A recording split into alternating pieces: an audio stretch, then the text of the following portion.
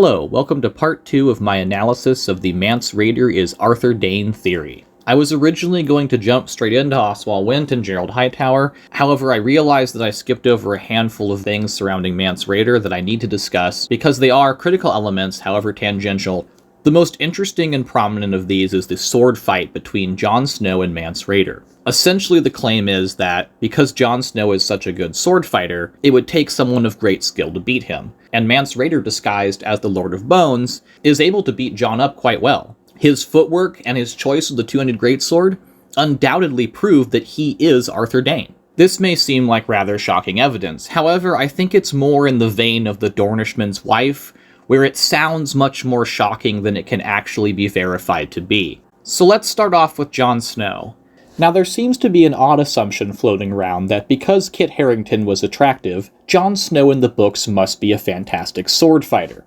This, however, is verifiably untrue, and also something that Jon is careful to note about himself. Jon never places himself very high on the tier of fighters that he speaks of. In fact, he actually tells Sam that Qhorin Halfhand could have killed him as easily as Sam eats a bowl of porridge.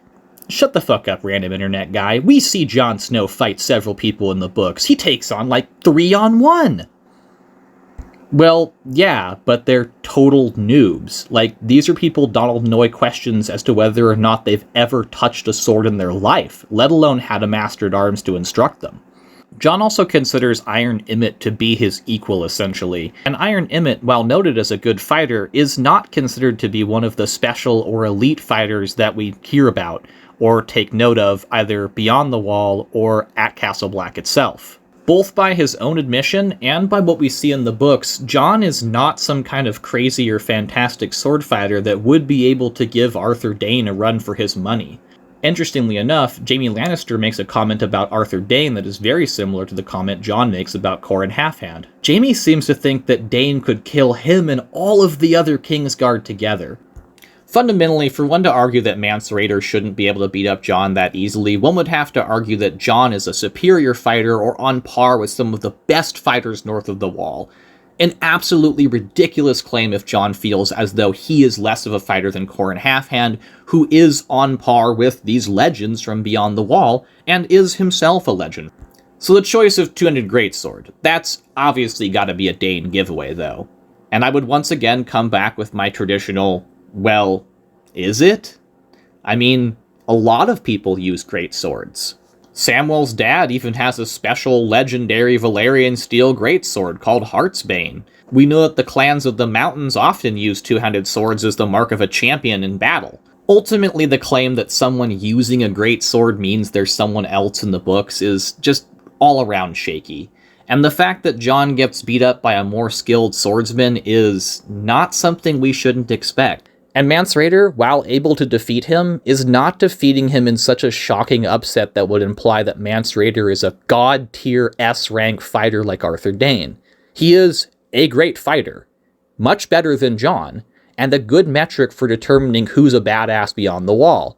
But he's clearly not Dayne based on what we're seeing in this scene. Another connection that I forgot to bring up earlier was Arthur Dayne's relationship to the Smallfolk in the Kingswood. Proponents of the theory claim that this is a mirror of Mance Rayder going around and uniting the various clans. However, I would argue there's several key differences here. Mance Rayder is described as winning villages through wit, song, and combat. He's also described as negotiating deals between various clans and reconciling enemies. These aren't really things that Arthur Dayne did when he was in the Kingswood.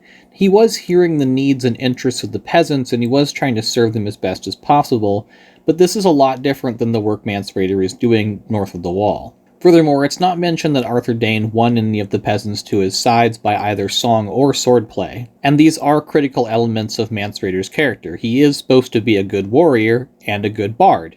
He is a representation and a parallel to Bale the Bard. Another reason why I think Arthur Dayne's relationship to the Smallfolk in the Kingswood and surrounding areas is not the same as Mance Rayder's relationship to the tribes that he's trying to unite is that Arthur Dayne had a particular mission to destroy the Kingswood Brotherhood. This isn't really something Mance Rayder is doing, and it seems as though he does whatever he can to not kill people who are important so he doesn't lose them as potential allies. So a parallel between the two characters would have to involve Arthur Dayne, like, resolving feuds between different villages and playing his lute to get certain village leaders to like him more, and then slaying certain village champions or defeating them in single combat.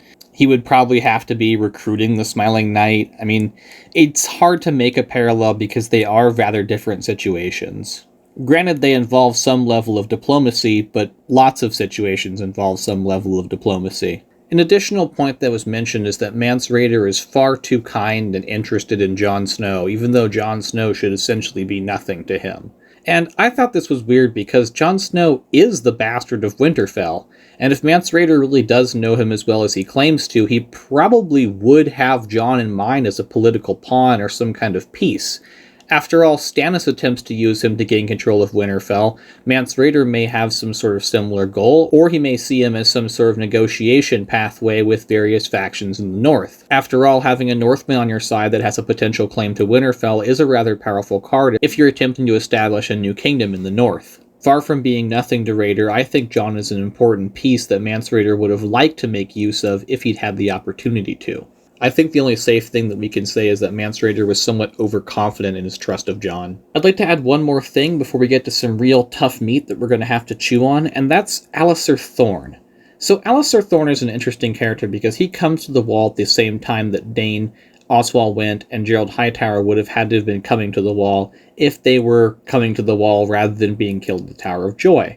And Thorne is particularly interesting because he was defending King's Landing at the time that it was sacked, and that's actually the reason why he was sent to the Wall. So, if Thorne lived in or around King's Landing and was called to defend King's Landing, it seems very strange to me that he would not recognize various Kingsguard. So I think Alistair Thorne being up there is kind of an extra weight on the side of Mance Rayder's story being believable, and the three Kingsguard not showing up at the Wall at the same time Alistair Thorne was showing up at the Wall. A second fun thing about Alistair Thorne to think of is the fact that Alistair Thorne intentionally tries to get Jon murdered on several occasions. Now this is particularly interesting because Alistair Thorne is a Targaryen supporter and was in fact sent to the Wall for his support of the Targaryens.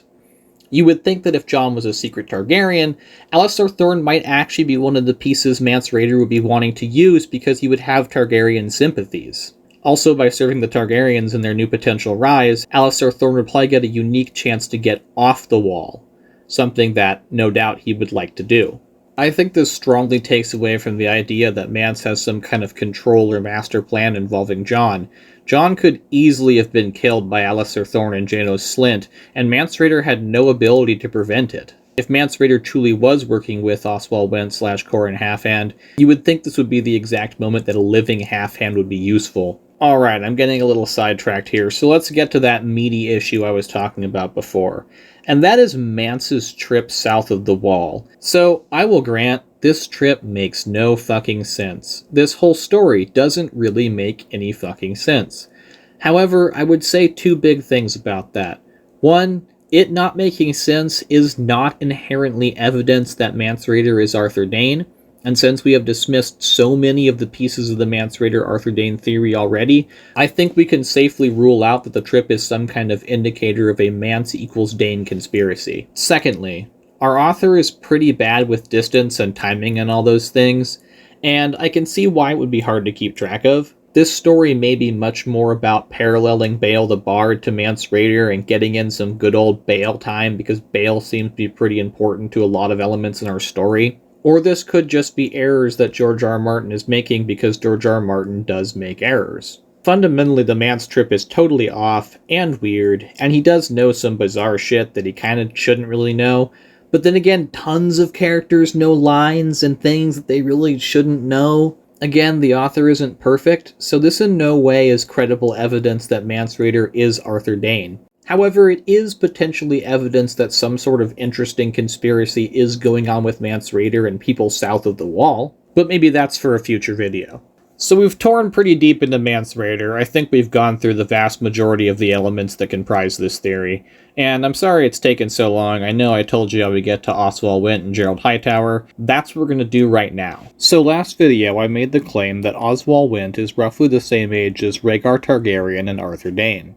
Now, some of you might have paused there and been like, well, that's a whack-ass thing to say. We don't actually know when Oswell Whent was born. However, I've done some janky calculations, and I'm pretty sure we can nail down roughly when Oswell Whent was born and get a decent idea of what his age is. We'll then be using this age as a comparison to Qhorin Halfhand. Alright, let's talk about House Whent for a second.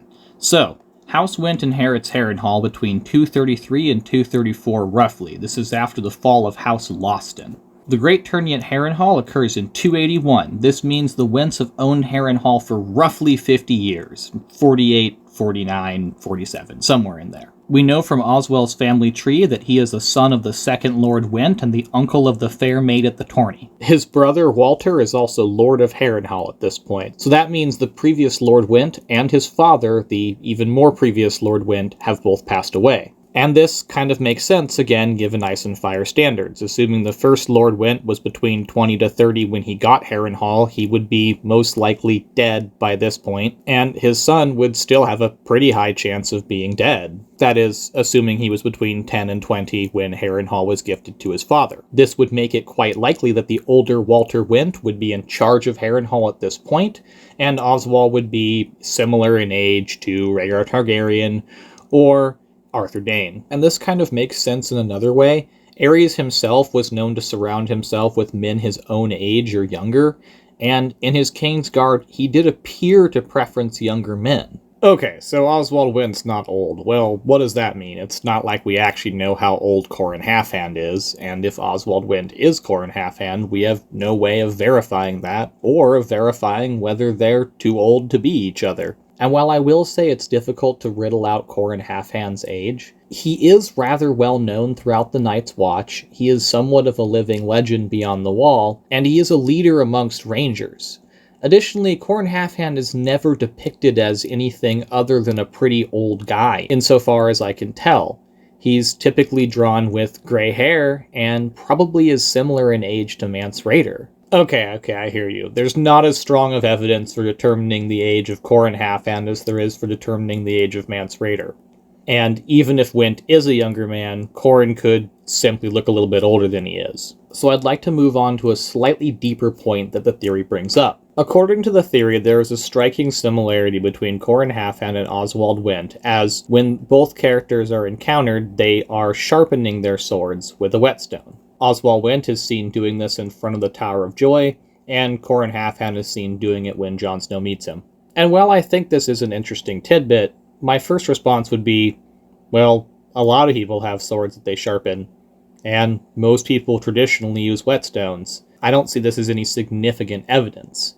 I think you can see what I mean. There's plenty of room for counter-argument here because there's absolutely no definitive proof whatsoever that Oswald Whent is Qhorin Halfhand based on the way that they both sharpen weapons. Let's tie this back into Mance Rayder, though.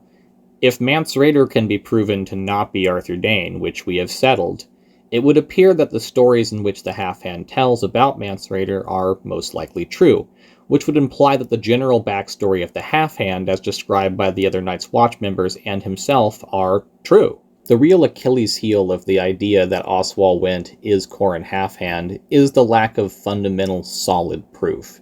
There's a lot of very tangential things. He stands tall. Lords stand tall, according to this theory. Jon Snow calls him Lord, something that Jon Snow doesn't do to people who aren't lords, which doesn't make any sense to me because Oswald Whent, being a member of the Kingsguard, explicitly couldn't hold lands and therefore wasn't a lord. But, according to the theory, it's a giveaway. It's also brought up and mentioned that his fighting style and shaved cheeks imply that he was a member of Aerys' Kingsguard. However, I would respond with, a lot of men shave, and Qhorin Halfhand only became the legendary fighter he is after losing half his hand. Why would he be losing half his hand if he was such a good fighter? We're going to have to return to Qhorin Halfhand just like we'll have to return to all of these characters and their supposed actions together, as they allegedly are working cooperatively. However, I think we can safely tuck away the Oswald Whent Qhorin Halfhand question for now, because we really lack sufficient proof to connect the characters. And without a provable connection, we can hardly claim the theory is valid. Now you may have guessed that there's one more character we have to go over in detail when evaluating this theory, and that is Tormund Giantsbane, or as the theory claims him to be, Gerald Hightower. But unfortunately, that will all have to wait until part 3. Thank you for watching, and I'll see you next time.